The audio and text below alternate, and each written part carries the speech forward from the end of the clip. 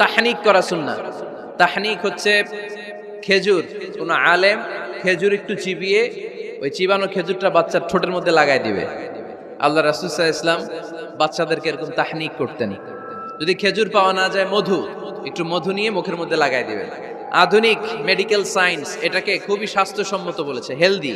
কারণ বাচ্চা যখন দুনিয়াতে আসে তার নিউট্রিশন চ্যানেলটা মানুষ কেটে দেয়। তার নিউট্রিশন চ্যানেল হচ্ছে তার নাভির সাথে তার মায়ের জরায়ুর একটা কানেকশন। তার মায়ের জরায়ু থেকে সে এনার্জি পেত, নিউট্রিশন পেত। মানুষ যখন এটা কেটে দেয় তখন তার নিউট্রিশন সাপ্লাই বন্ধ হয়ে যায়, কিন্তু তার এনার্জি খরচ করার প্রবণতা বেড়ে যায়। সে এসে ওয়া ওয়া চিৎকার করে, চিৎকার মারতে তার এনার্জি লাগে।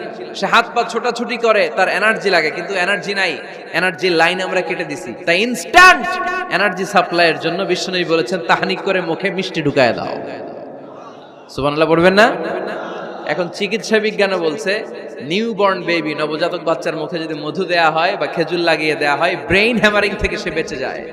তার ব্লাড সুগার লো হয়ে যায়, কিন্তু মিষ্টিটা দেওয়ার সাথে সাথে এনার্জি সাপ্লাই হয়। সুবহানাল্লাহ পড়েন।